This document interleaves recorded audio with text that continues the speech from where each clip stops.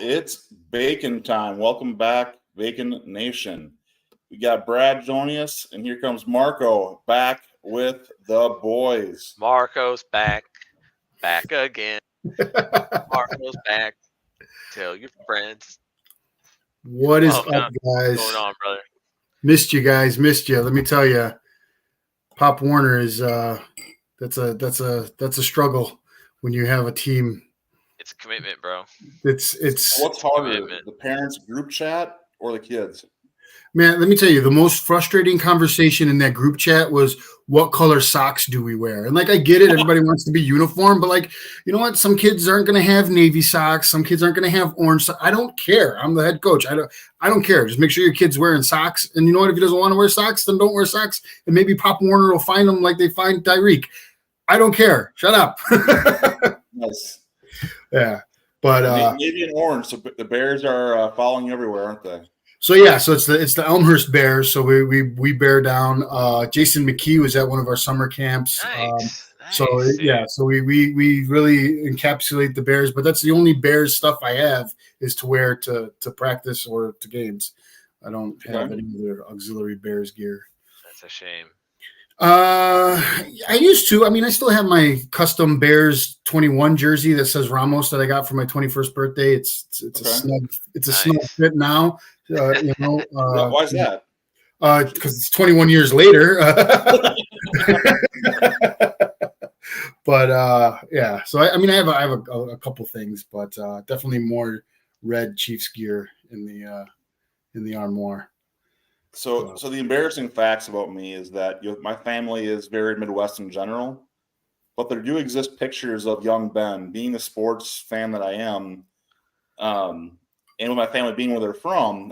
There's pictures of me in a number 9 Bears jersey, roughly think about Princess Bride, the shirt he's wearing when he's in bed with Grandpa reading the story. I basically had that shirt growing up. So I don't. So. Not a movie that I've seen. I know of it. I've seen parts of it. I know it's a good movie. I haven't not seen it because it's the Princess Bride. I've just never gotten around to seeing the Princess Bride. So Fred Savage, he had the Jim McMahon Bears T-shirt jersey on. Yeah. And that's Princess Bride. I thought that was in that Alien show, the Alien movie. No, that's 100% Princess Bride. And so. Anyway, my second cousins were from Rockford, and so they were all Bears fans growing up, and they were also very large men. They are large men, and I got their hand-me-downs.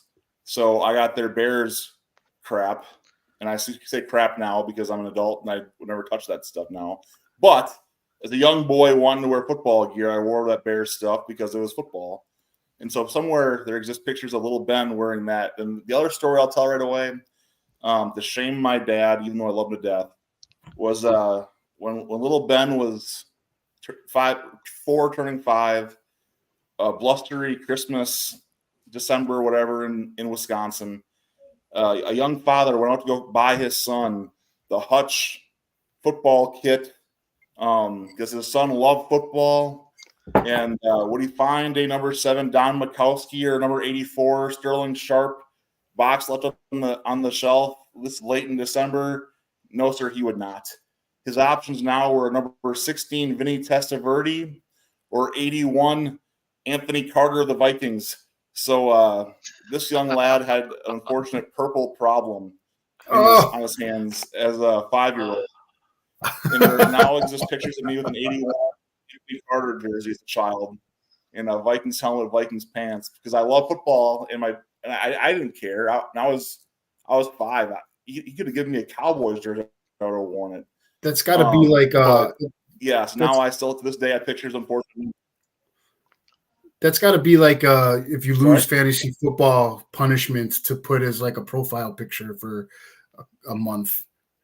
Oh, it's horrible. And some of my cousins do not remember this. And so when my grandmother passed away this past year, those pictures came up again. And I was just like, that can't go in the in memoriam slideshow. She's not even in the picture. And they still put the dang thing in the slideshow just to shame me in my own grandmother's funeral. I'm like, are you serious right now? So, That's awesome. You've got a great family. Absolutely. I love them to death, and they love you when they can shame you with Vikings pictures, especially. So, before the show started, guys, we're talking a little bit about it, and I just quick check here. Have all three of us been to Soldier Field now, I'm assuming? Yep. Okay, so for those of you guys watching tonight, this past weekend was my first chance to go see a game in the alien spaceship on the riverfront. And I will say this, like, if they would have never put that spaceship on top of the beautiful memorial that was there, like, I would be a steadfast fan of the stadium, not the team, the stadium, because those columns are beautiful. Like, the actual area it's sitting on, gorgeous. The memorials there, just amazing. The history is phenomenal. Being able to go up to the George Halas statue, like, even as a Packers fan, like, I know the history of our teams. Without Papa Bear, the Packers don't exist. I know this. Like, I can appreciate that. Being able to go to the Sweetness statue and see the Walter Payton thing, that's cool.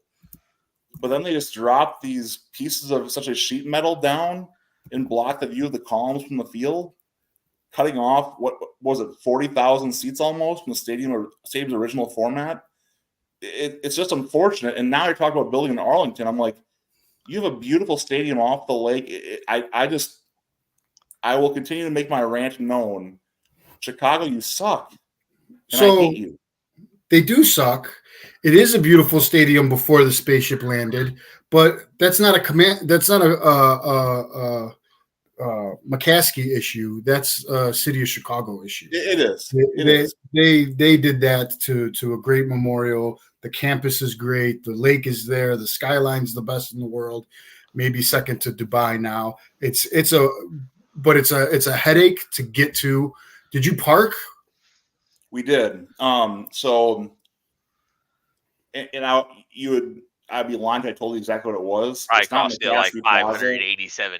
It probably cost you the price of a ticket, and then to get out, you have to exit out of an alley because so here's the deal. So the guy I went with, he has a parking pass he sold before we went. He's a local, like, he's on North Riverside, like, he knows what he's doing. So he got us in and out pretty decent, honestly. And went to a plaza to go park in a parking garage. He got in and out of there, and it wasn't horrible. Did you do the walk through the park? Did you park at you wouldn't know the name of Grant Park Garage and then walk through the park to get to the It stadium? was a McSomething Plaza. We went down to okay, yeah, that's better.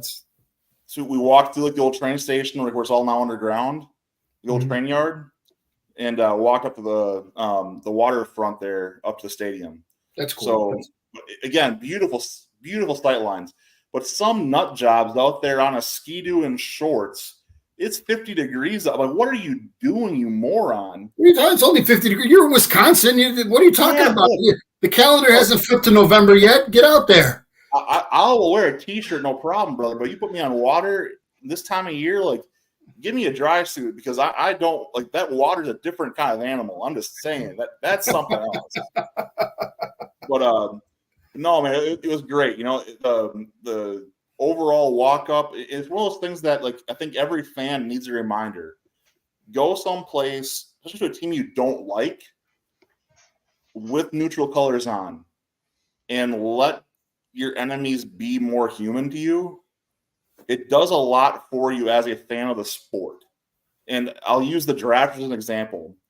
I went to the draft in Nashville, and I got to see fans of all the teams. And this reminded me of that, where I'm seeing Viking fans, I'm seeing Bears fans, both here in a game where, my wife joked I should have bought a shirt that said I would cheer for a meteor, but I'm here. It's just one of those things that, I don't like either team, but it makes that you can see the pain in both fan bases. You can see that feeling of you're watching this game transpire, and you can appreciate the emotion. I can see 51 on the play clock before the game instead of 34 for tradition in Soldier Field, honoring Dick Butkus instead of Sweetness this time. I can see the small, subtle changes you can kind of see around that you just don't get as a TV viewer.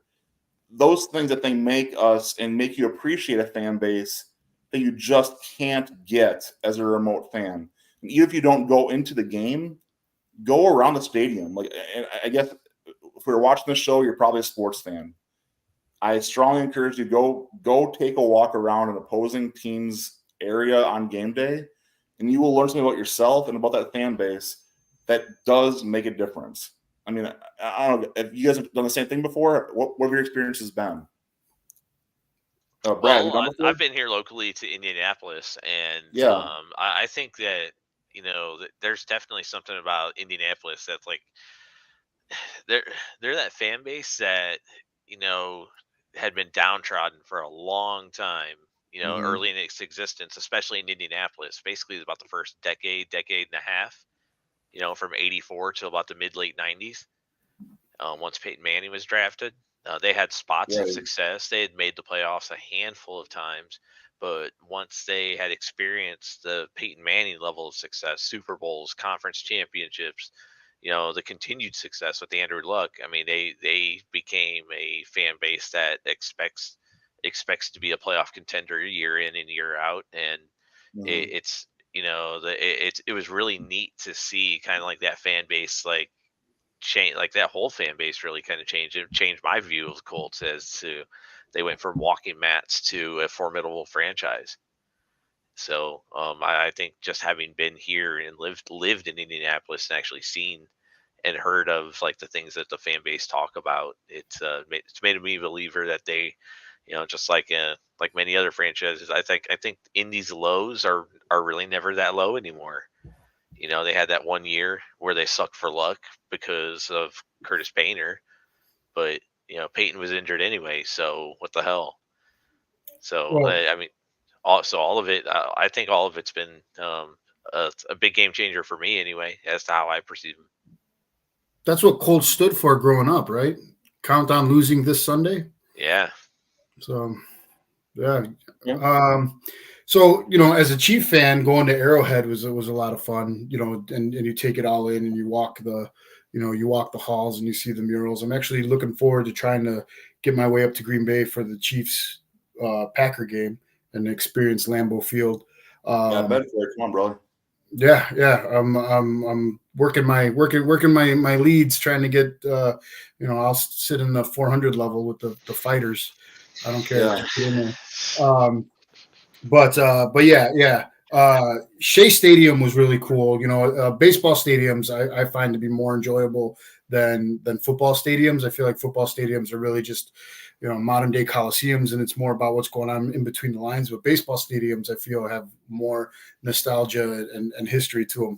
To me, so those are a lot of fun to go to and experience. Well, we got somebody in here asking if the Cowboys are going to pull off the win this weekend. So why don't we get into a little bit of some NFL review from last week? Let's do it. Well, I can hit that with you guys right away. I want to ask you though, of all the results you saw last weekend, if you can hit me with what game surprised you the most, Brad, why don't you go ahead and start us off? Oh man, I think the obvious answer it's got to be one of two games. I think the more obvious answer is the Browns Niners. Well, yeah, I'm going to stick with it just because again, I'm not saying Deshaun Watson is even having a great season, but at least Deshaun Watson's a very competent NFL quarterback. So, him not even being able to play and putting their backup, I think that the difference between them and Zach Wilson, at least Zach Wilson's had some NFL experience. He's even had a little bit of success recently. As you could tell this past weekend against Philadelphia, was able to pass the ball up and down the field in a couple different drives. So I think the Browns upsetting the Niners was the big one. I didn't anticipate that at all. I thought the Jets would have been able to, at least with their defense. Their defense is going to keep them in games. Period. There are going to be a lot of games where just if they don't have a good offensive game, they're still going to be in it because the defense is that good. And I think Cleveland's almost that way, but dang, that was a pretty nice performance against the Niners this week. For me, it was the Saints falling. the Saints fall into the Texans. CJ Stroud looks like he's that guy. And Saints were and still are my dark horse pick coming out of the South. But for them to stumble against the Texans team that's going to be mediocre and should be, that was a shocker to me. Not shocked at Kyle Shanahan's inability to run the ball with the lead with 3 minutes left in the fourth quarter and blowing it. Not shocked with the Jets defense doing what they did to the Eagles. Not that the Eagles are a fraud. The Eagles are legit, but defense wins championships, and that it seems like every game for the Jets is a gut check game to prove they're proving themselves every single week, and they're doing it. They're proving themselves right. So my biggest upset was definitely the Texans over the Saints.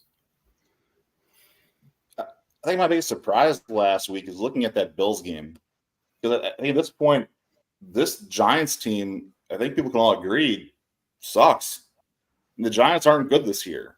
Yeah, they're not playing all those well. games they somehow won last year, losing this year. Here they are at 1-5. Like, Dable's a good coach. I don't think it's Dable, but they're just not a good team. And the Bills have kind of been this. They've been that team that's floating around. They should be better than they are, and they're 4-2. They're fine. Like, they're not in trouble.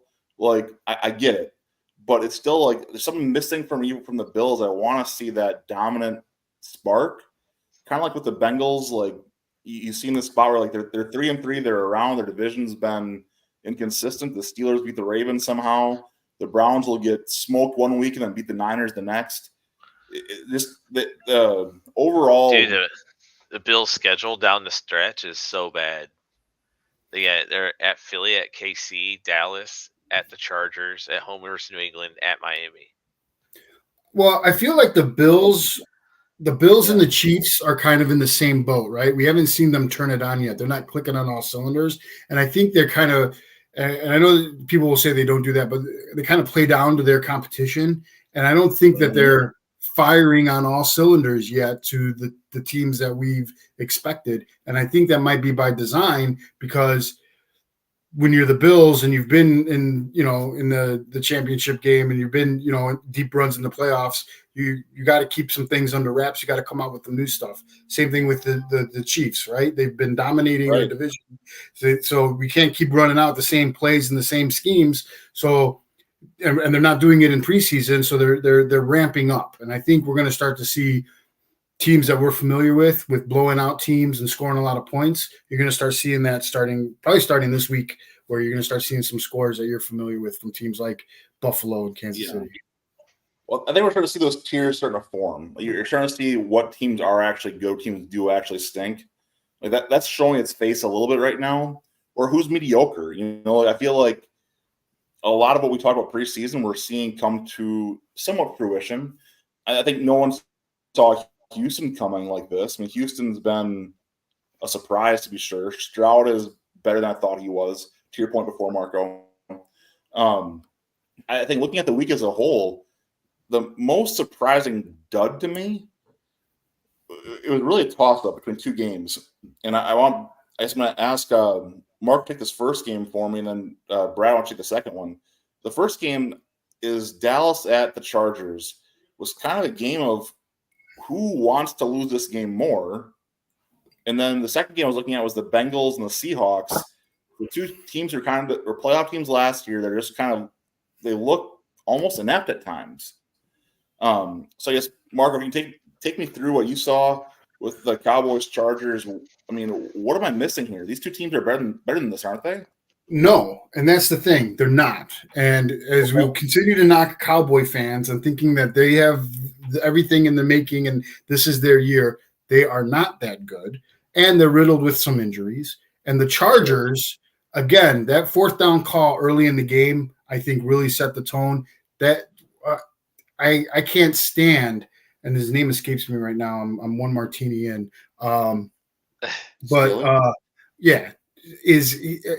at some point you got to knock it off and you got to take the points. At some point you got to you're paying a kicker, use the kicker, get the 3 points. I get it. I get it that the statistics and the laws of probability, and if you can't get 1 yard, you can't get no yards. Take the points. That's what everything is based on, from clock management to the end of the game. And I'll continue to stand by my fact that the Chargers are going to charger. They're the Lions of the AFC, and they really crapped the bed on that one. And the Cowboys are not that good either. They're not. Another big game that we overlooked real quick. The Falcons. I thought they were going to handle the Commanders, and that was a lie. Well, but then the Commanders here are also kind of like the Browns. If there's two teams I can compare as being the exact same thing this year, it is the Browns and Commanders. It's Jekyll and Hyde defined by a football team. Both these teams can beat anybody, as made evidence this past week, but they can lose to literally anybody because they can have absolutely horrible showings. It's dumbfounding. And the common denominator there is they both have good defenses. The Browns' defense is superb. Commanders have a lot of great defensive players. And then I look at the offense for the Browns should be better. And then the Commanders, Sam Howell's the project, got it, whatever. But no, it's interesting. It's very interesting.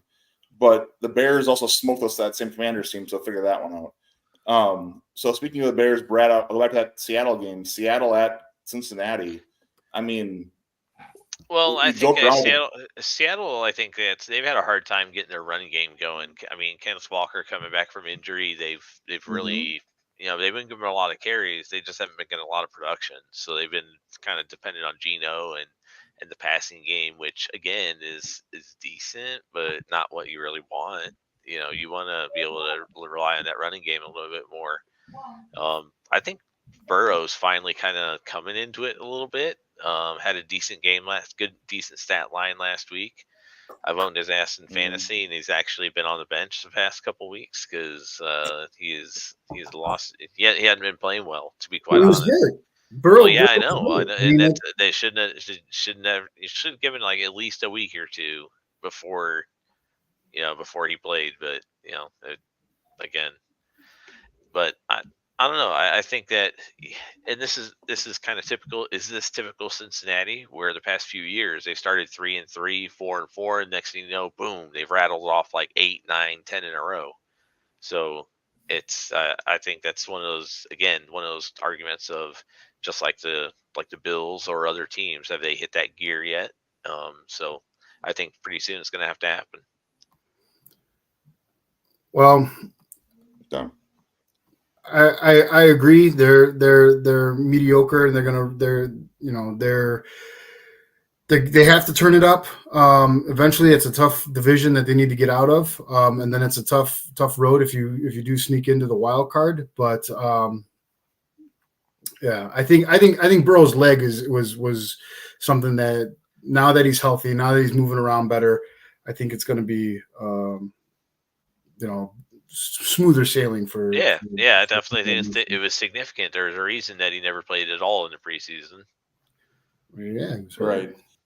Well, I think that the Jamar Chase alleged trade request is still a looming factor here too. I mean, if I don't think it ever happens, the Bengals can't. But that's just one of those pieces. If you have that kind of dissension in the locker room, if Taylor and Chase really are at each other's throats behind the scenes, that's bad news for this team.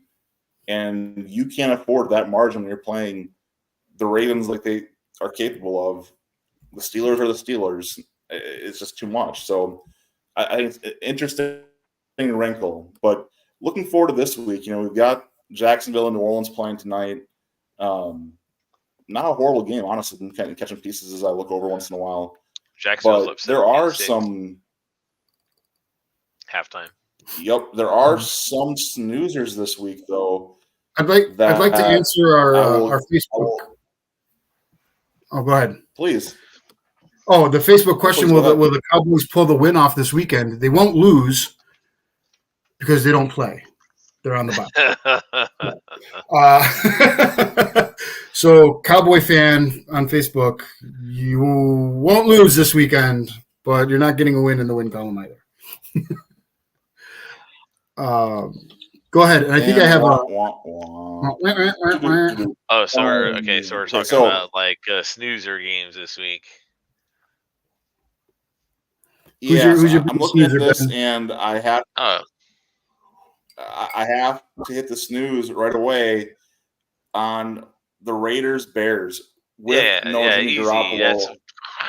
You stop right there, and let me tell you why. This is I hate Max Crosby with a passion. I hate him, and I don't even care if he's one of those guys that you love to hate because he's on the other team. But if he was on your team, you'd love him. No, I'd still hate him. But he might get 10, maybe even 11 sacks this weekend, and that's something to watch. I don't know if there's any prop bets going on right now. I don't know what it is, but you hammer the over on Max Crosby sacks this weekend against – I don't even know who this Begent guy is that we got throwing the ball in Chicago. Brad, you got to tell me more about that guy, and why is he not going to get sacked? The throwing's a weird word to use after that throw 2-minute warning. He might kind of lightly push the ball somewhere. That's a noodle he's using. That is not an arm.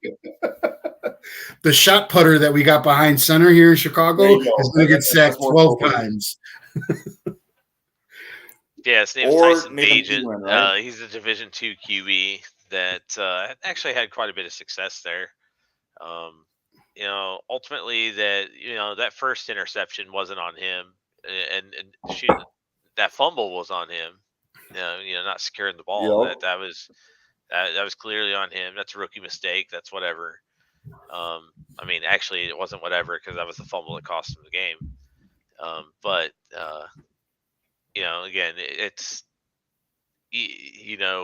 when things go awry and your backup's in there in a pressure situation, that it's tough.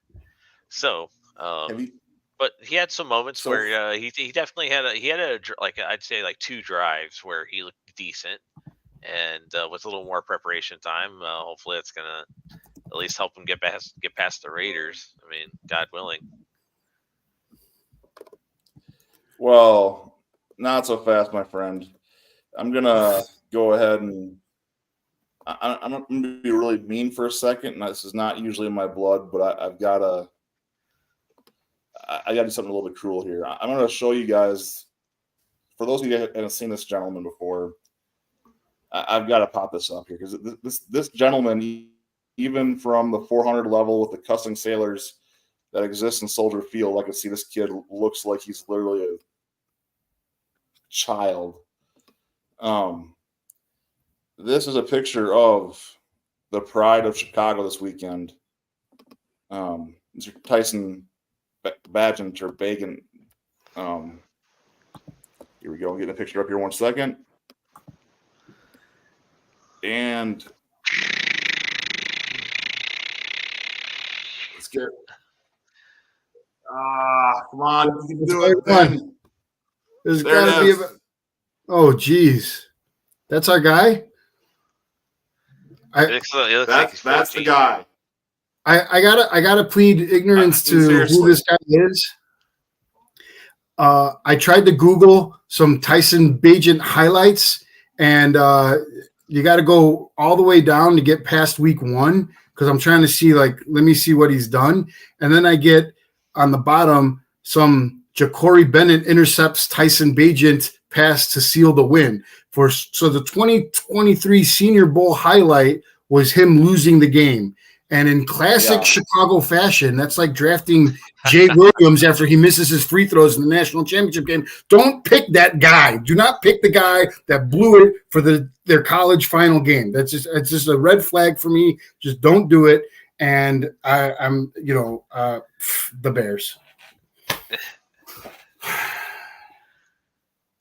All right, moving on. Week 7 previews.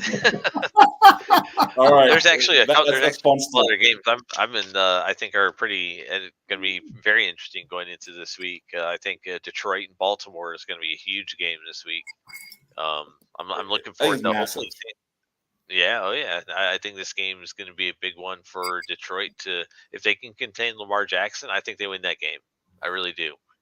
And I also think that Miami, Philadelphia, that's another big game this week. How do the Eagles bounce back from that loss versus the Jets? It's another AFC East opponent. So I think I'm gonna those be two games really not a kind of joke. intrigue me the most this week. I am concerned for the health and well-being of the fans of both teams in Philadelphia Sunday night because, like, we've already had a Dolphins fan. I'm not making a joke. We've already had deaths this season. Like, this is a horrible. Like, I hope the cops do their job in Philly this weekend because this is not what we want to see. Arrogant Dolphins fan meets arrogant Eagles fan. This can get ugly because the Dolphins are going to roll the Eagles this weekend. I'm calling right now. This Eagles defense is not that good. The Dolphins offense is that good and that hot right now. If this gets to like a 42-14, Eagles fans punching somebody, and I don't want to see that fallout. Don't bait me into my late rant early about these hillbillies in the upper bowls and their shenanigans. And Philly fan is number one. However, Philly fan has never really, outside of assaulting Santa and maybe some friendly fire, I don't know if there's been a history of Philly fan. I mean, they're assholes. Maybe they'll spit on you or whatever. But I don't know of huge fights between opposing fan bases in Philadelphia. It's not a fun place to be. They're terrible human beings, but they're not as bad as like LA fans or Giant Dodger fans. The despicable Cowboy Charger fan fight that we had this past weekend.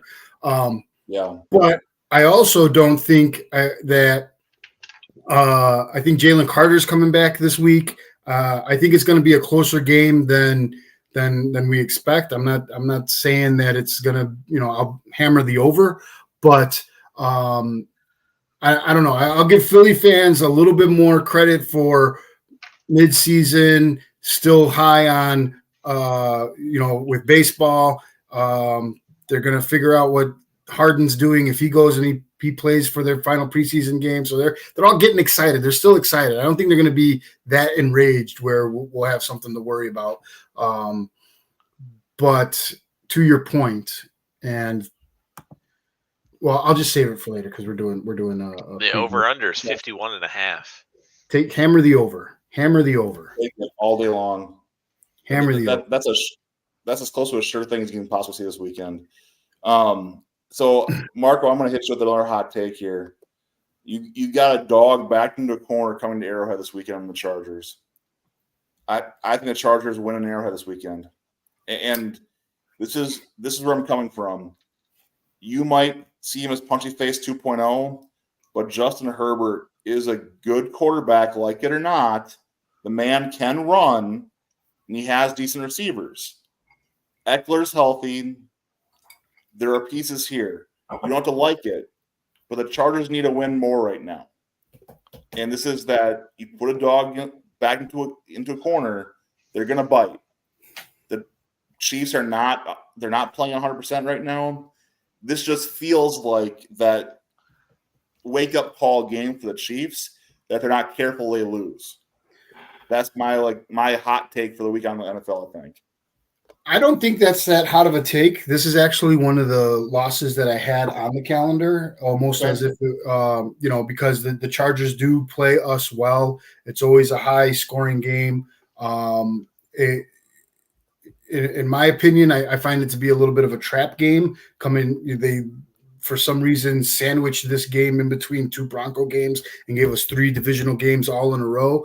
So I wouldn't be surprised if we lost on a field goal, at the last minute. But the Chargers, Staley is an idiot, and I think he's gonna mess it up. And then I don't know if you saw the big news in Kansas City today with the return of the Jet Mecole Hardman. Mirko. So we Mecole. finally we have the receiver that we've been looking for, who is already here. We just didn't have enough money to get him, and we're getting him back. And I kind of love this whole scripted NFL situation where all the Chiefs players that left after a rebuilding Super Bowl year are now going to come back. So I don't know. I think that might be an X factor. Maybe special teams will be a very big part of this game.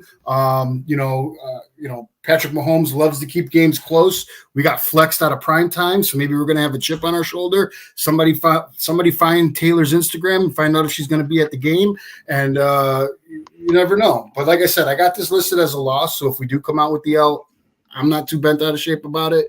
But I'd like to see us score some more points. Our defense is the only defense that hasn't given up more than 20 points a game yet all season. Under the radar, Chiefs defense, number one defense in the league. Bring back who you want, but if it's not Gonzo and Dwayne Bowe, I don't care. So that's Priest Holmes and Dwayne Bowe. Over Dwayne Bowe. All right. I mentioned scripted NFL, and all of a sudden Aaron shows up. Oh, it's like Beetlejuice. He couldn't resist. So I'll give you this, guy. So one underrated game I wanted to touch on this week, and this is two teams that lost last week but are still very relevant, is the Falcons at the Buccaneers. Yes. So this game to me is a big matchup midseason, looking at the NFC South, especially if the current situation holds in New Orleans tonight. This game could decide who's kind of in that driver's seat here at the midway point in the NFC South. So, Aaron, welcome to the show tonight. Let's lead us off right away and come kicking and screaming. Buccaneers, Falcons, who do you got this weekend and why?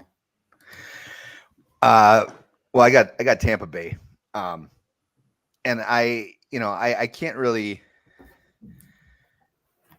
I'll be honest with you, I can't really give you a good reason why, other than the fact that what I saw from Ritter last week was absolutely awful. I mean, they had how many chances, and I can't remember who they played last week, but I remember watching the end of the game, and one chance after another, and that dude just keeps throwing interceptions. I mean, I don't, if Tampa Bay. Commanders. What was that? They played the Commanders. Yeah, the Commanders. Yeah, exactly. So, I mean, they had opportunities, and they just kept blowing it. And it makes me wonder how in the hell the Packers gave up 12 points in a quarter or 13 or whatever it was. Blew a 12-point lead in week 2 and lost to that team. I mean, I guess I know because Jair Alexander dropped an easy interception, and so did Quay Walker. So, I mean, he could have had 4 interceptions against the Packers that week. But yeah, there's nothing at this point that gives me any confidence that Atlanta, like you look at the first, what was it? Didn't they started 3-0 if I'm not mistaken, right? Or was it 2-0? Yeah, 3-0. That's what I thought. This is a totally different team than what we saw. And last week, it didn't seem like, like Bijan Robinson was getting the ball constantly. Like they had their running game going in those first 3 games. They were, running over everybody. And then I feel like it was maybe that game against Detroit. And that's why I'm wondering, did they start out 2-1 or what? I don't know. But I just remember Detroit, they did nothing against them. And I remember thinking, well, how, what does that say about the Packers that they just crushed us on the ground, and Detroit, I think, gave up like 50 yards rushing to them the entire game or something like that. It was crazy. So, I mean, again, I'm not picking Tampa Bay because I think Tampa Bay is just outstanding team, but until Ritter stops throwing interceptions, I can't pick them to win too many games.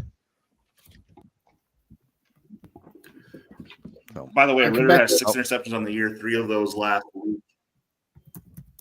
Yeah, well, and maybe it just seems that way that he keeps throwing interceptions, or maybe he's throwing a lot that are being dropped or something.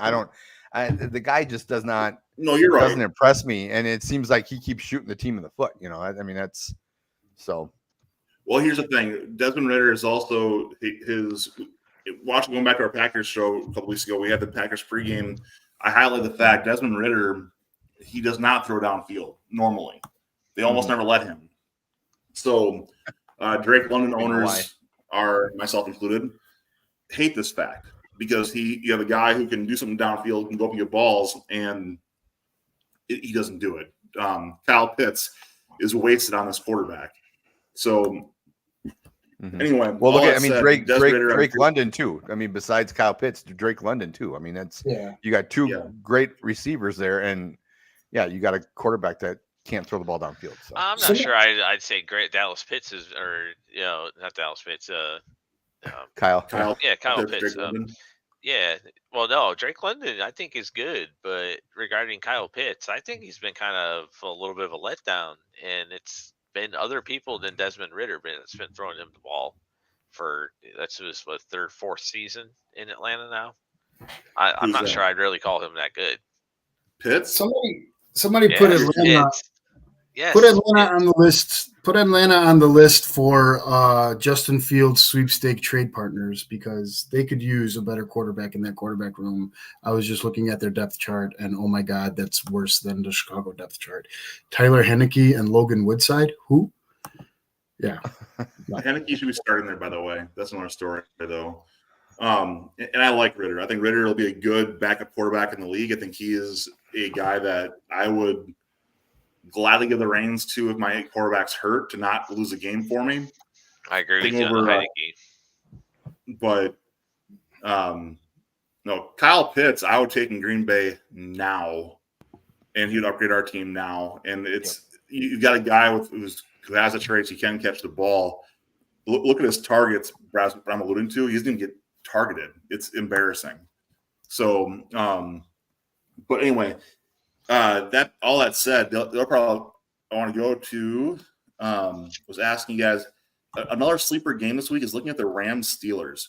The Rams really surprised me so far this year. I did not see this coming as them being competitive, relevant, anything. The Steelers also been in that position for their division this year. I want to start with you, Marco, and go to Brad. But I guess what's been your take with these two teams, and what do you see happening this Sunday with these guys when they square off? I think it's going to be a classic Steeler game where, and this is because the Rams offense is yet to come into its own. I don't know if we're going to see the Rams of their Super Bowl run. But I think this is going to be probably a snoozer. If you're excited for this game, I think you're going to be disappointed. I'd hammer the under, and then I'd look for the Steelers to pull it off because I think the Steelers are going to be one of those nagging teams in the AFC that are going to get in at a wild card and just give people fits. I know they don't score a lot of points themselves, but they don't give up a lot of points. I think this is going to be one of those games where if you like defense, like our buddy Dave does, and he's going to really enjoy that game. But for offensive-minded folks that are looking for a high score and the overs club, it's not coming out of that game. Okay. Brad, what do you think? I'm pretty much on the same track. I think it is going to be a tough game. I think a lot of people get the misconception about like Sean McVay being like this high octane offensive, genius, but really it's more about like scheme and running the ball with him. So I think both defenses and both teams are going to try to establish the run, and which is, as Marco said, going to lead to a pretty boring game. So I would also smash the under. I'm thinking maybe 2017 Steelers at the end. Okay. So I'm going a little different direction here. I think we're going to see here is I think Minka wants to shadow hard on Kupp because the Rams want to get Kupp going. But I think that Paku Nakoa has become that guy in this Rams offense that gives them that other guy to go to that could give Joey Porter his first fits this year. Sorry, Joey Porter Jr. fits this year in this game. Overall, the Rams have, again, I've only watched pieces on Red Zone. I've not been like in a Rams game and watching it the whole way through. But I'm going to give them some flowers here and say they have surprised me what I have seen from them.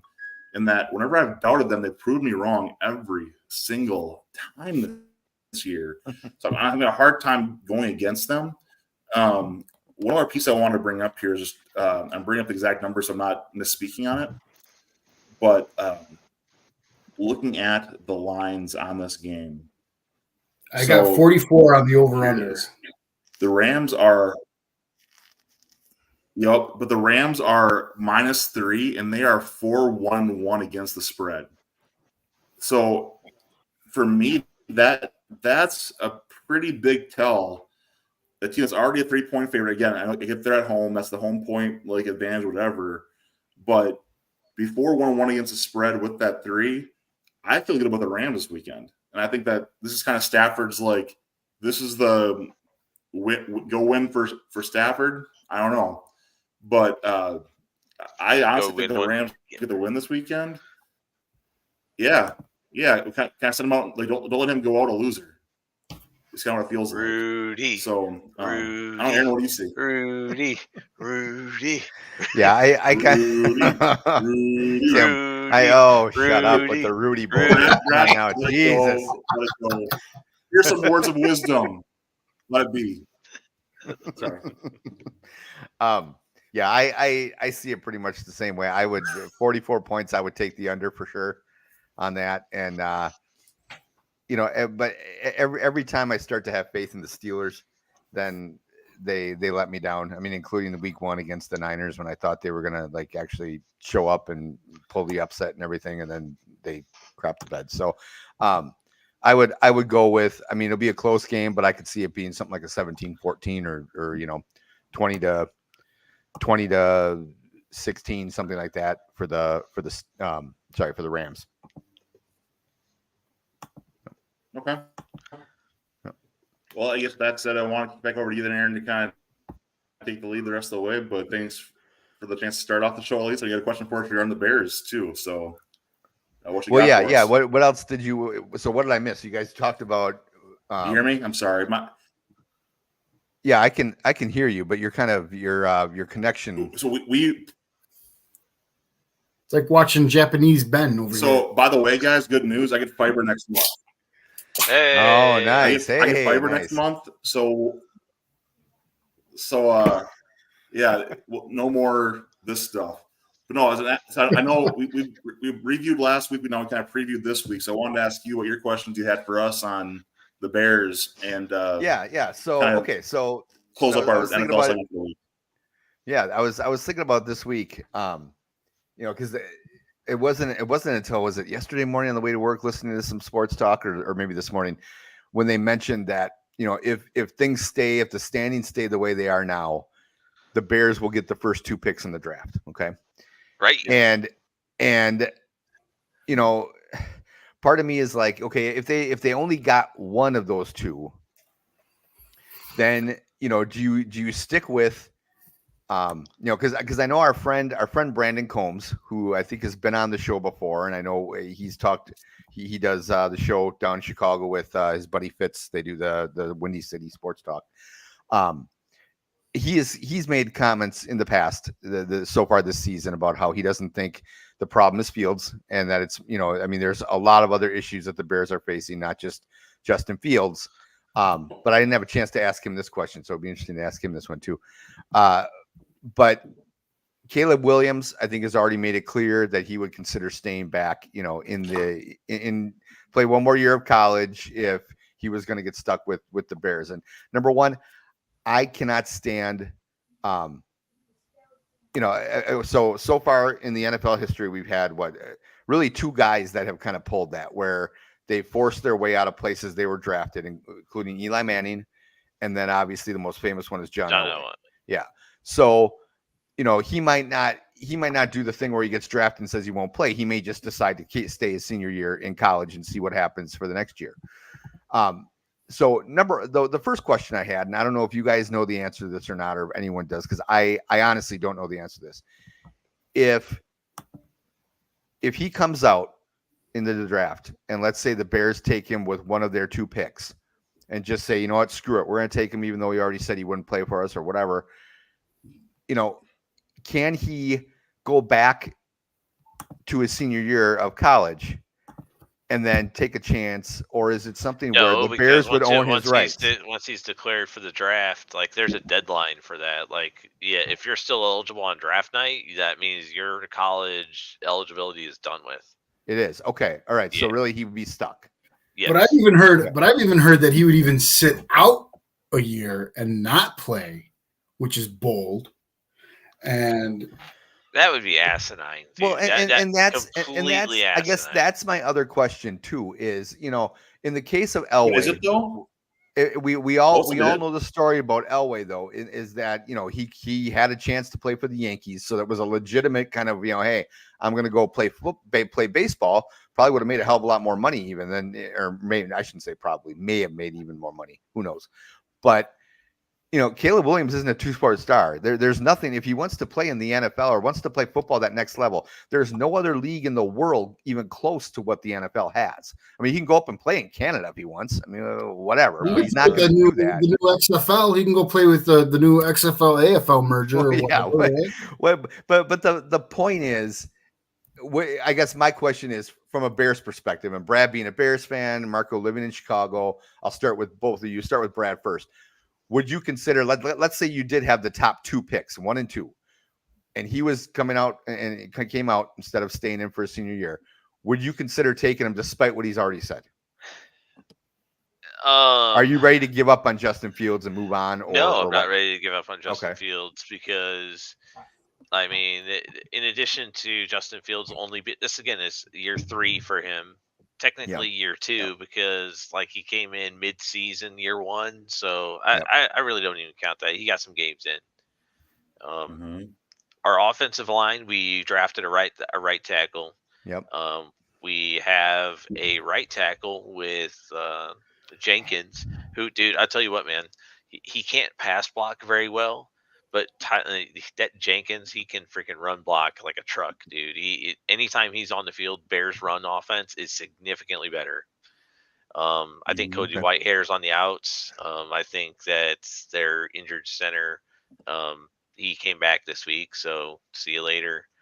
I think it's really just they got to use that draft capital in order to build that offensive and defensive line. So I think they trade out of that spot, to be quite honest.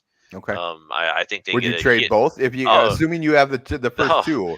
Would you trade both and then get hey, we get 20 picks this round is this year? I mean, the thing is that I think it's gonna. I can't say it's gonna be a guaranteed thing. Yeah. But between the Bears or the Panthers, I think they're going to be the number 1 pick again. Yeah, the Panthers really haven't shown a hell of a lot at all, and they don't have the Packers on their schedule as far as I know. Yeah, so I mean, there's so let's hypothetically say that's the way the season ends. Yep. And I think they trade out of that. I think they don't draft Caleb Williams. I think they continue on the process of drafting offensive linemen, defensive linemen. They'll use those maybe even in order to get existing players, to be quite honest, to be able to get those from, I mean, because that's how valuable those draft picks are. Oh yeah. So I think that, dude, and the Bears are going to get a king's ransom for it because Drake May and Caleb Williams are 1A and 1B in this draft. And it's dude, if it's just gonna be gimme, just keep on. Well, now, and what were the 5 team? What were the 5 teams though? Weren't there only 5 or 6 teams that Caleb Williams said he'd want to play for? I saw some article about it. Maybe you guys didn't see the same article. It was when I see articles with those titles, I don't even read them. Well, I know. I sometimes I get bored, so I want to read the Raiders, Vikings. Yeah, the Vikings. I'm like, what the hell? We're both on there. Yeah. Yeah. Either way, I thought the Niners were another one, but of course the Niners, aren't going to be looking for. No, but also allegedly said that he wanted a share of the team's ownership this week, apparently. Oh, but he just threw how many picks to Notre Dame. So good luck with that. So I mean, end of the day. I mean, my favorite conversation this past weekend was, if I'm the Bears, if they're smart, which they're not, they would trade both these picks back to the mid first round, both of them, and stockpile the next 3 years with double first round picks, triple first round picks. And to Brad's point, just rebuild the trenches entirely. Entirely. They need to just invest, dude, in just And look at if you watch the game at all this past Sunday, the center play from Lucas Patrick and Cody Whitehair was abysmal. I mean, they couldn't snap a ball to save their life. Dude, trust me. Yes, I was watching the replay videos of Bears offensive linemen blocking all other Bears blocking offensive linemen. Yes, I think Marco shared a couple photoshops of that. Guys, yeah, It wasn't a Photoshop. It was a video. I'm not kidding when I say that I snapped the ball better in high school than those guys are snapping the ball on Sunday. Like the shotgun's not that hard, guys. It's just man, let me tell you, it's really tough for 11U Pop Warner. Okay, that's the bane of those are Achilles heels. Marco was coaching future Bears linemen right there. That's what he was doing there. Look, as far as the Bears are concerned with those picks, you have a particular situation that not a lot of teams have when you have the first top two and you have that draft capital that can turn it into another top 10 pick next year just by trading even one spot down. So you have to move that first one and get out of there. When you have somebody like a Caleb Williams that's creating problems and creating all these other scenarios and creating buzz, you scratch him off the board right away. Matter of fact, he's not even going to win the Heisman this year. That's going to go to the guy at Washington, the Michael Penix Jr. Dude, who used to play here in Indiana at IU. So he's probably not even the best system guy in there. He's a great athlete and he's going to have a great arm or whatever, but you need to get a good system guy and you need to get a good head coach that has a good system. And I think there's a combo coming out of Michigan called Harbaugh and McCarthy, JJ McCarthy, who played high school here in Chicago. So why don't you bring him, draft him, bring Harbaugh, move a pick, get more draft capital, take those other picks, start building that defensive line because you have no pass rush. You can't get to anybody. This is leaving Michigan. You back the money truck up, buddy. We have it. We got the money. And I don't even think has more. Michigan has more. Look, he's under investigation for cheating because you can't scout in the NCAA apparently now. Look, come on, Jim. You can't beat Ohio State again. When Penn State wins the Big Ten this year, he's going to be like, forget it. I can't do it. I'm out. And he's going to come back to the pros. Well, and our friend David, who's also in our group chat, big Michigan fan, kind of said the same thing you just said, Ben, that there's no way he's leaving. I can see a scenario where he would, and I know, was it Marco? Were you or Ben? Were you the one that said maybe Ron Rivera could even come back and coach or whatever? But yeah, I'd love to have Ron Rivera back on the Bears. You kidding me? Yeah, but let's staying with Harbaugh though. There has to be a point where you get sick and tired of the NCAA sniffing around your program all the time. And I mean, the NCAA seems to have, and I am not a Michigan fan. Being a Badger fan, I don't like Michigan, don't like Ohio State, but they seem to have a hard on for Jim Harbaugh and that Michigan program 100%. For whatever reason. And if I'm Harbaugh, there comes a point where I'm like, hey, F this. I'm done with this. I'm so sick and tired of every little thing I do being looked at with a microscope. And again, yeah.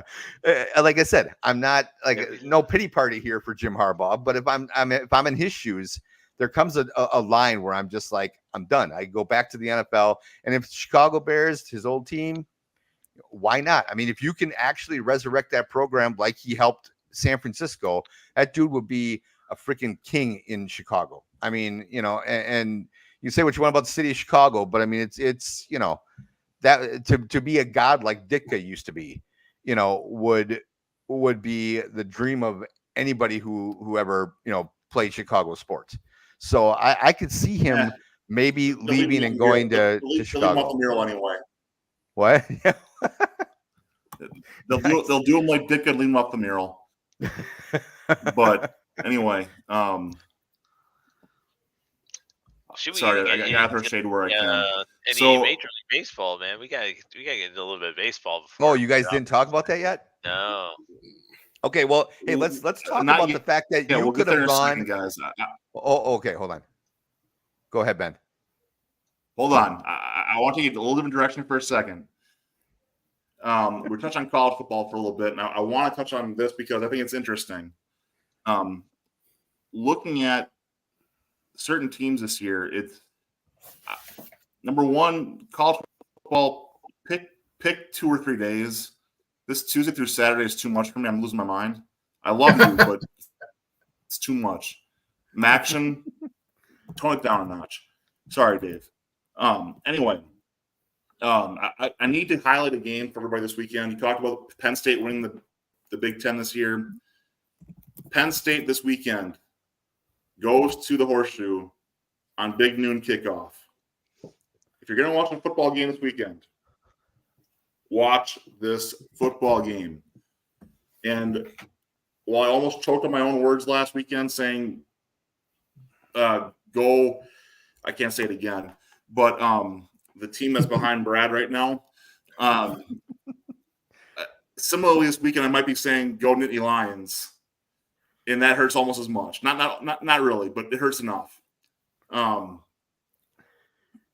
I'm looking forward to seeing Ohio State get embarrassed on their home field by a team that at this point in the year has shown that they want it more, that they are actually putting it together more. And guys, I hate Coach Franklin with a passion. Talk about a punchy face. That's a punchy face. I just want to cold cock that dude so bad. But he is going to beat Ohio State this weekend. I want to TJ him. I want to TJ him. It's the other so one. He has more of a punchy face than Josh Allen does, according to Marco. Is that 100%? 100%. The other game I'm going to bring up is again one that we're all, I think a lot of us are aware of, but looking at our traditional CBS 2:30 Central Time matchup. Tennessee goes to Tuscaloosa this weekend, and I do think Tennessee's overrated this year. I think Alabama's overrated this year. I said it before. I'm going to say it again. Bama, you're losing 3 to 4 games this year, and one's coming this weekend.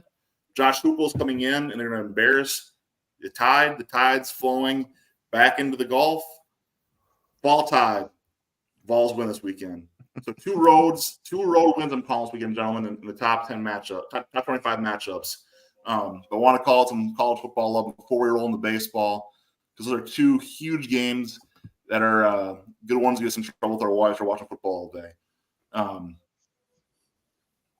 But anyway, I'll talk about the Badgers, but we're unfortunately irrelevant at this point in time, so I'll leave us alone.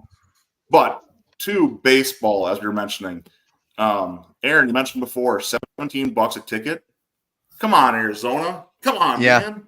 What are you doing? Yeah, exactly. And NLCS, if you wanted to go to the game today, you could have gotten one for $17 a ticket over there.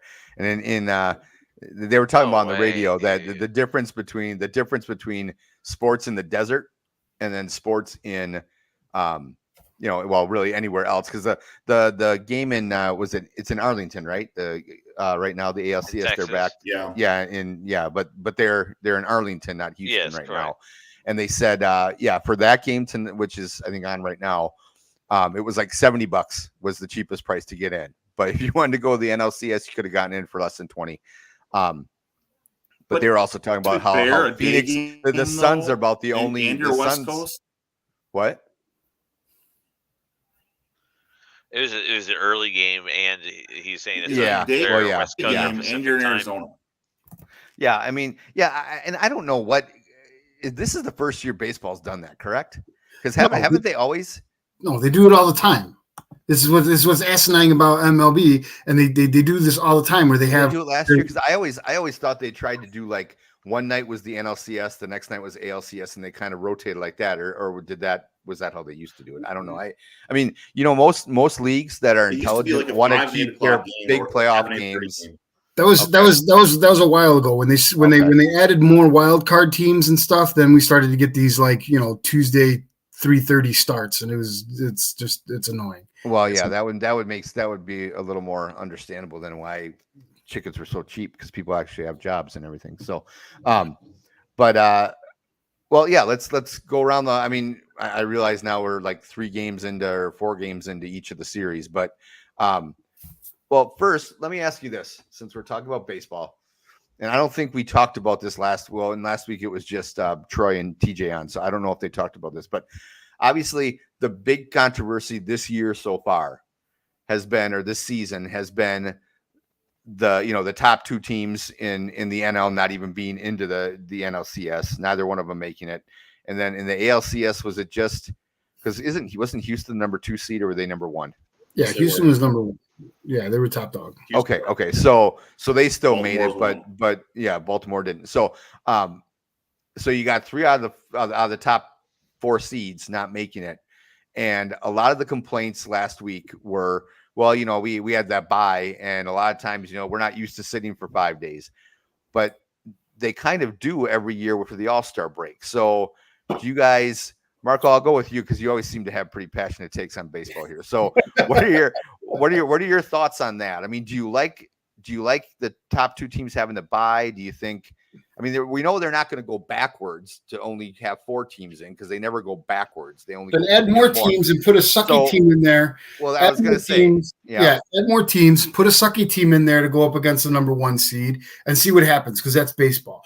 Yeah, and give them a full, and if you want to give it just a 1 home stand of 3 or 4 games and make it 2 out of 3 or whatever, that's great. But yeah, this layoff is never good, and you see it in the All-Star game, because you see the complaints of teams that get hot going into the break and then they come back and then they're cold. You see the complaints of hitters that are hot going into the break, and after the break they're cold, or they go into the home run derby and then they got a different swing.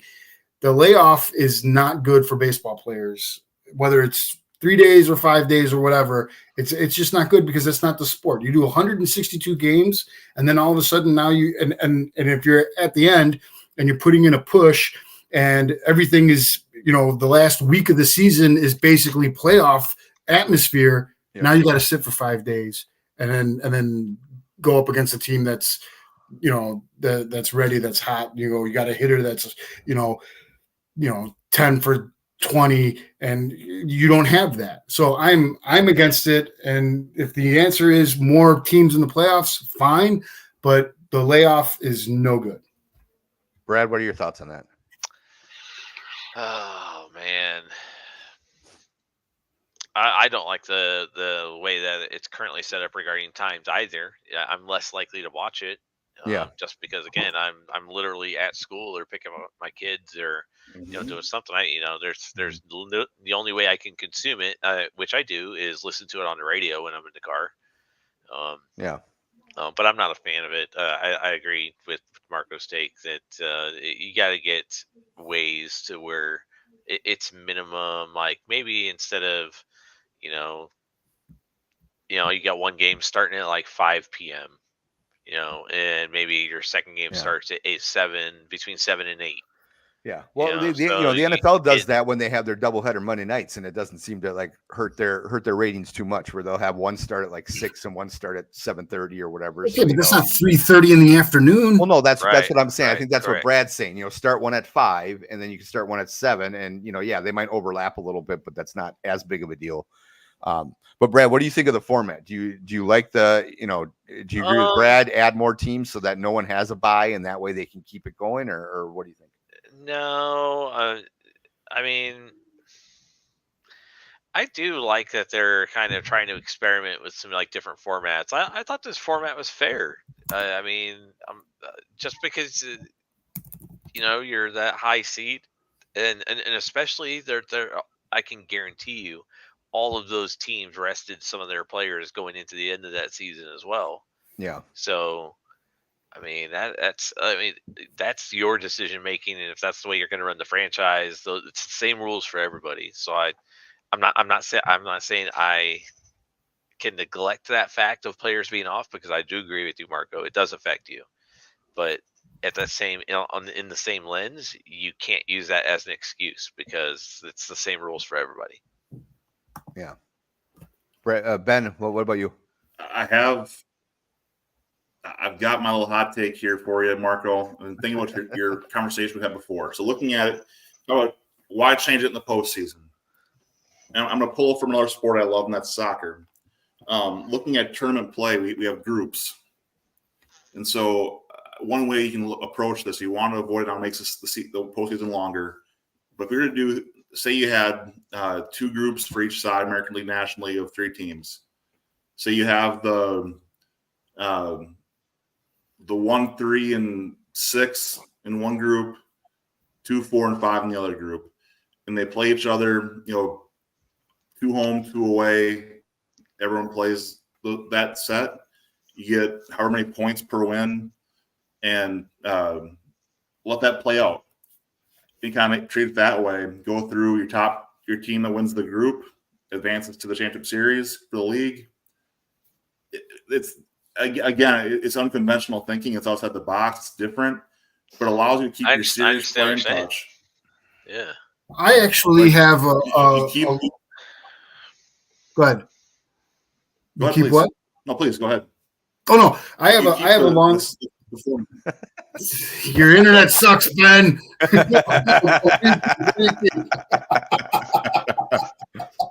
Go ahead, Marco. And go in the corner. No, Marco, go ahead. I honestly, I kind of want to blow up the whole MLB system. 162 games is too much.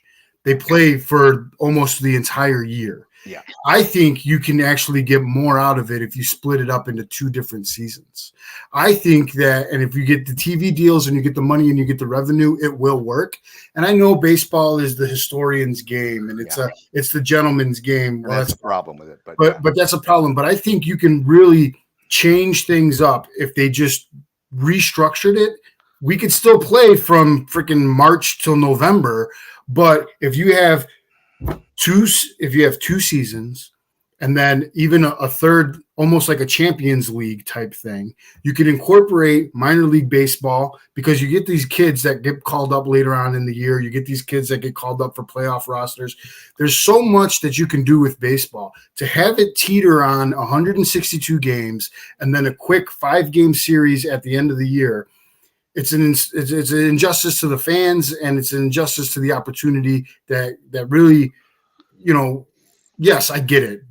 The Cubs should have won more games against Arizona. The Cubs should have won more games against teams that they should have beat, and maybe they'd be playing later on. But if you split it up, break it up, create more playoff atmosphere in July and August, and then create another playoff atmosphere at the end of September and October, now you're dealing with more stuff. And we've seen it happen. We've seen it with the World Baseball Classic. You see it with the Olympics. You see it in these other small sample sizes. It can work. Now, is there a problem with money, contracts, salary, all that other stuff? Sure. Let the bean counters figure that out. But for the fans and for the players, you play the same amount, but you can get playoff baseball at the end of July. And then you hit the reset button and you have a whole nother schedule and something else at the end of October. I think it's a win-win for everybody. But we don't want to deal with the histories of it all and Hall of Fame and all that other stuff and the stats and whatnot. But I think baseball needs to go through a whole reconstruction. Well, that's already been touched because minor league baseball does a version of that. Their playoffs are based. Say, Marco?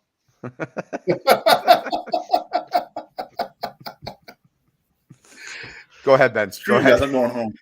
No. So I think he was doing the nose in the air thing for the all the Anyway, go ahead. Yeah.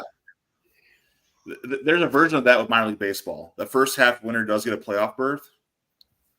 And similarly for the second half, you see that a lot with wood bat leagues as well. So you get a lot of there are pieces in baseball that already do play with that idea. So it's not completely unfounded, or even it has been approached. My biggest fear as a baseball fan is they're already gouging the crap out of me for tickets, parking, and beer. I can't imagine a shorter season where they're going to charge me to go see a game.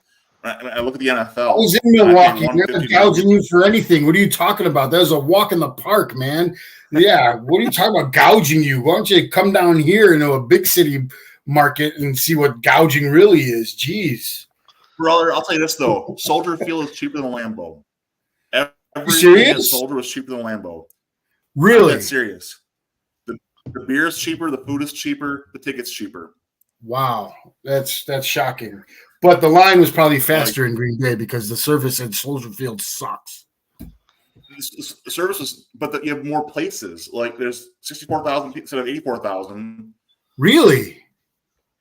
Yeah. So I went to the food trucks. Anyway, sorry, sidetrack here, but I went to a barbecue food truck in the one at End Zone. I had my meal in less than 3 minutes. It was great. Now you have to walk up beer stands. You grab your own can of beer and you pay in the kiosk. It was easy. Huh. So, but now the bathroom's a different story. But anyway, yeah. Overall, I look at this and say that I don't want to see baseball shorten. Also, because I don't want to see my ticket price go up. And then listening to millionaire crybaby pitchers telling me why I'm the loser for complaining about their contracts, not understanding why that affects my ticket price. Like economics, son. Like maybe pay attention when you're in school that you allegedly went to, and you understand that economics affect. What baseball players are going to school? They're getting drafted in high school and they're going down to summer leagues, or you ship them off to Venezuela to play ball. What are you talking about? Here in the Midwest, down in the South, they still get there's at least either JUCO and a little bit of the SEC ball in, or Sun Belt baseball, sir. But, Sun Belt baseball. Anyway, all right. Well, here let's talk real quick before we wrap up.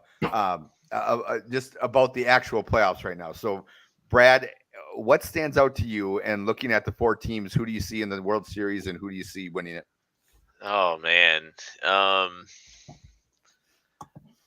even though Houston is on Texas tonight and they're going to even it going back to Houston, I still think Texas is in it for sure. I mean, they got good starting pitching.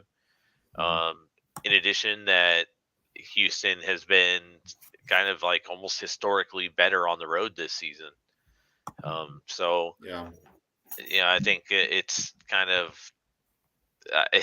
weird to say this, but Houston's going to have to win one at home in this series instead of on the road, even though they got home field advantage. It's kind of weird. So I still think, I don't know. I'm a gambling man.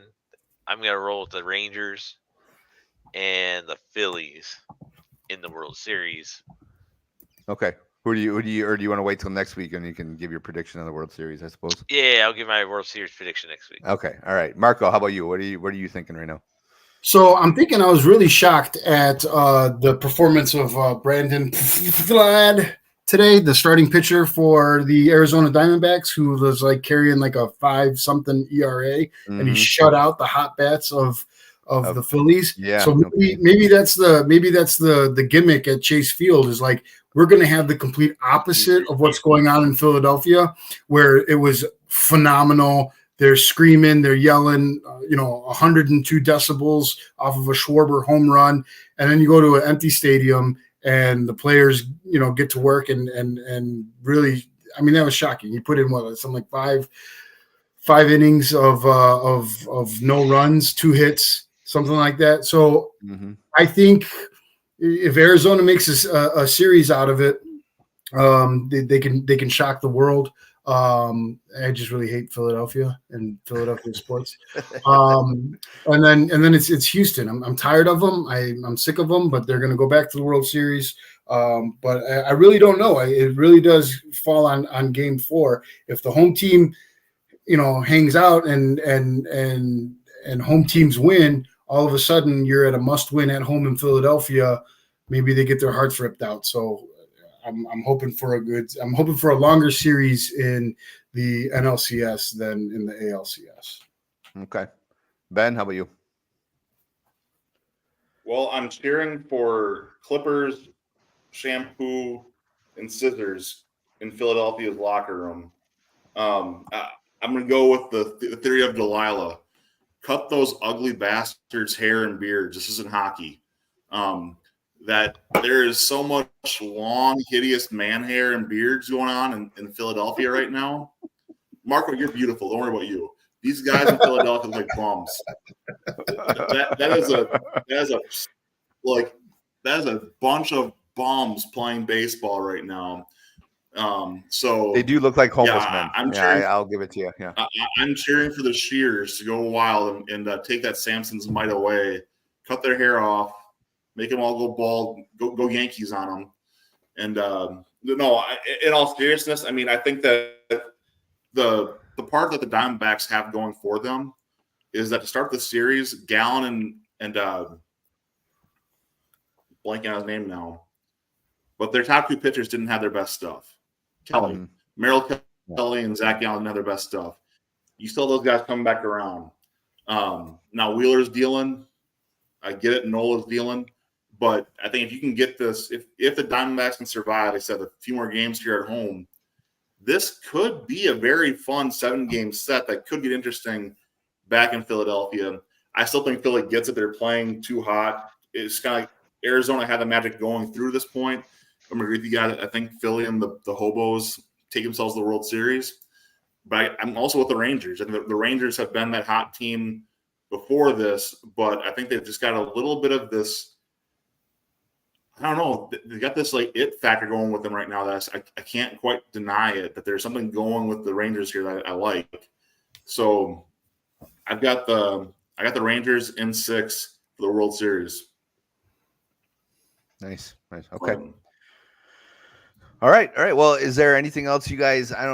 Did you guys talk about the NHL at the beginning or not? I know you. We did not, but I'm gonna throw some shade here while I'm on my rants tonight of being mad at people.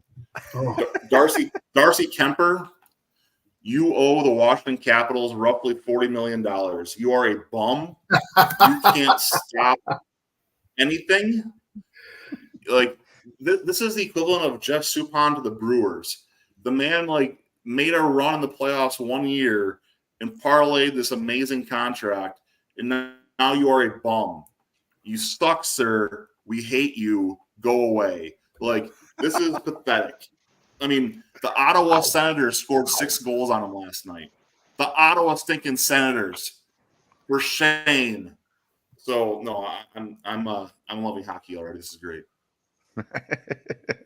All right. Well, I'll save my Logan Paul rant for next week. Hey,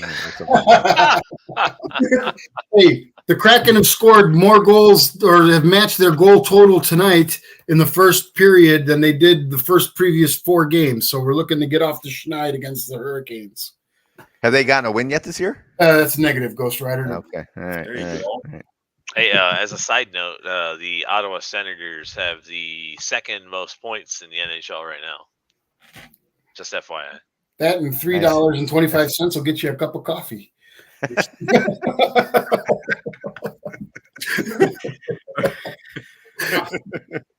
All right, guys. Still the Senators, darn it. So I put a question on there tonight. Okay, so go ahead. Yeah, right. so you're flipping on channels. Name 2 either shows or movies that when you see it, you immediately stop and you're watching it. Marco, what you got? Right, so if anybody can throw one out there. This actually happened to me last night as I was channel surfing and I stumbled upon Forrest Gump. And it doesn't matter what part it's in, I'm starting to watch it. And I was watching Pluto TV because I cut the cord and I got impatient with my 2-minute commercial that they had. And I got on to Planes, Trains, and Automobiles. And I watched that until 12:30 in the morning. And I was like, shit, I got to go to bed. I got to get up in the morning. So those are 2 great classics that no matter what part of the movie they're in, I'm watching. And that just shows that I'm pretty old too. Big Ben, what you think?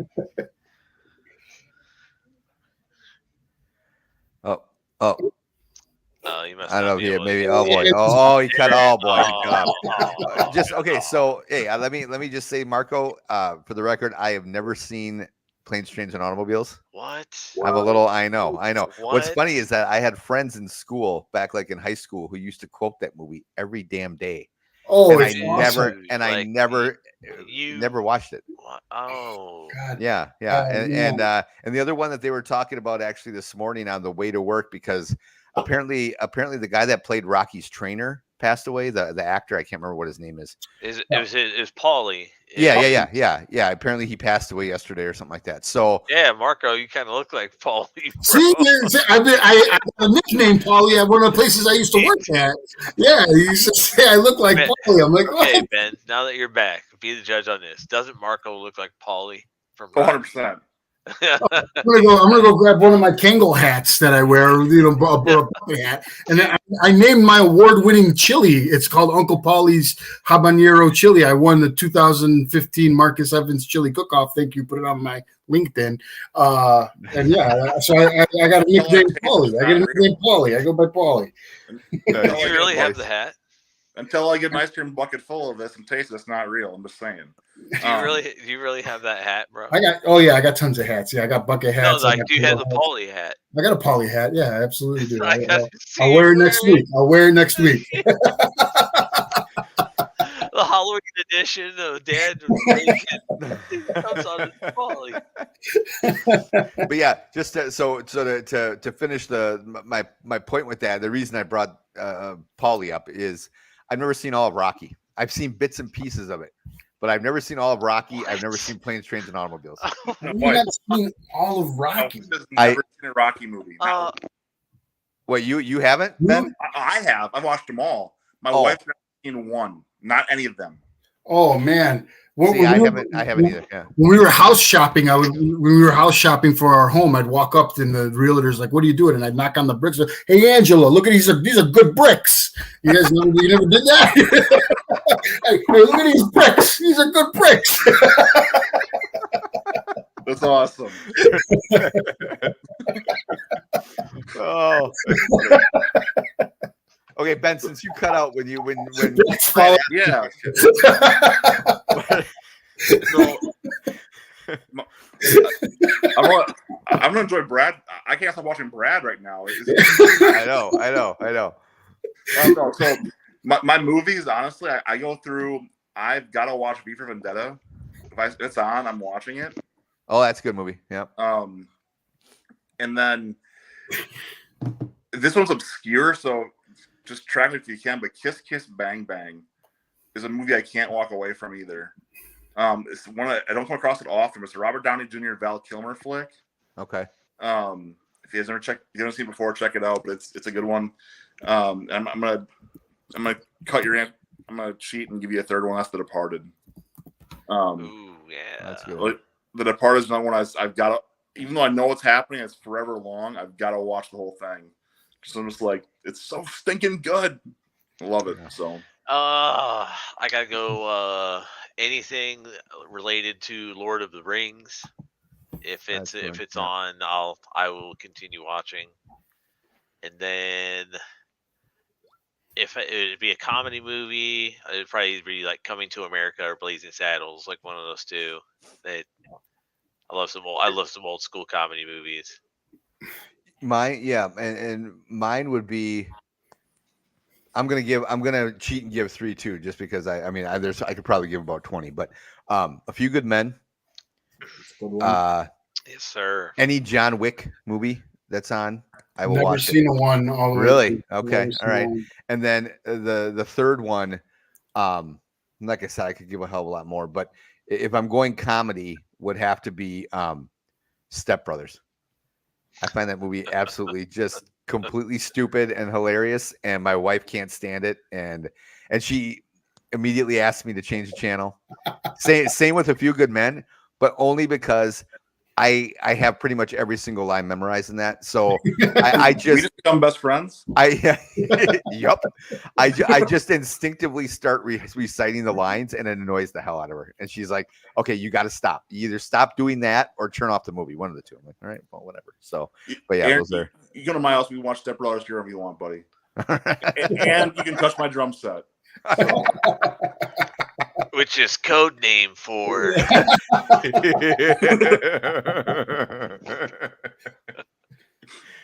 All right, guys. Well, sorry I couldn't join earlier, but we had to watch. We were watching the wife and kids are off of school tomorrow, so tonight was like our family movie night. We were watching some little Shrek action up there, so that's fine. Anyway. Good. Gotcha. Yeah, so I'm taking the kids and wife to see the Taylor Swift movie in the theaters Friday. So are you? We'll see how that goes. So you gonna wear a Chiefs jersey? I got one you can borrow. I heard. I'm saying body paint, 887 body paint. I heard somebody was talking about that on Monday on the radio, and they were saying that they went. Or no, they've seen some, I think, on YouTube or TikTok, or there's video all over of like opening weekend of that movie and how like different reactions from different people at theaters. And apparently they were saying they saw one where these girls in the theater were actually like flocking up to the front, like it was like you do at a concert. You know, when Like you're trying to get there? out close to the stage, like they were trying to get as close to the screen as they could. Yeah. It was just like they thought they could touch her or something if she came close enough or whatever. I used to work at a movie theater eatery when I was in school back in 2010ish, and the Sex and the City movie came out, and the worst of the worst women that thought that they were part of Sex and the City would come like dressed to the nines, inebriated on apple martinis, like falling asleep with like popcorn in their mouth in the theater. It was hilarious, man. It was a shit show. I worked at a movie theater back in like what was it, 1994, I think. Which one? It was in Mequon because I went to school for a semester in Mequon at Concordia. So that was my part-time job, and that was actually how I was able to see Pulp Fiction for free, because that was when Pulp Fiction was in the theater, which that was that's another one. That's another one. Yeah. So, all right, guys. Well, let's wrap it up for the week. And anyone have any big plans they want to share this weekend or not? Yeah, I'm traveling to Cincinnati to compete in a national bowling tournament called the Hoinky. Oh, nice. It's in Cincinnati. Yeah, I know, funky name. It's funky funny. name, man. I'm sorry. It is. It's actually it's historically the largest national tournament that has been taking place in the country. Really? Cool. Nice. Yeah. Nice. So I'm bowling there. I've got you in it every year, or is this the first year, or what? This is my second year bowling in it, and so I got to bowl 7 games tomorrow, or not tomorrow, on Saturday, and then got to bowl another 3 games on Sunday. So I'm excited to. Excited. My arm would fall off, I think, if I did. Yeah, that. I'd have to get really, really drunk, because bowling is like that sport that that'll happen after. Yeah. See, I get better as I drink, so that's why I would do it during. Well, I just think I'm better and worse though. So, how about you, Ben? This weekend, my grandparents are celebrating their 65th wedding anniversary, so we're going to Shawano to celebrate that with them. So. Oh, yikes! Nice. Yeah. Nice, Marco. How about you? The bad guy here turns 42 tomorrow, so we have birthday weekend. Happy birthday! Yeah. We got senior night for the Knights. So Friday Night Lights. We're hoping to ruin Fenwick's playoff hopes. They're fighting for their playoff life, so we're already in. We're fighting for a better seed. And then my youngest turns 12 on Sunday, so we're going to do some airsofting before the Chiefs game. So nice. Yeah. So by the way, how's Jax feeling? He's good. He's good. The ankle always feels better on Thursday. So then he plays on Friday, and then it feels like crap. But he's good enough to where he'll probably play defense and offense, and so we'll see. So yeah, he's unlike everybody. This is everybody's last week if they're not making the playoffs, but they're going for a deep run. So we'll probably have like 5 games, 5-6 games to go. So we're like in mid-season form, but he's doing good. Thanks. Nice. All right, guys. Well, you guys have a great weekend, and enjoy the football. A couple college games that Ben talked about. Hopefully, hopefully Penn State wins. But we'll talk to everybody next Thursday. Yep. All right. Back. All right.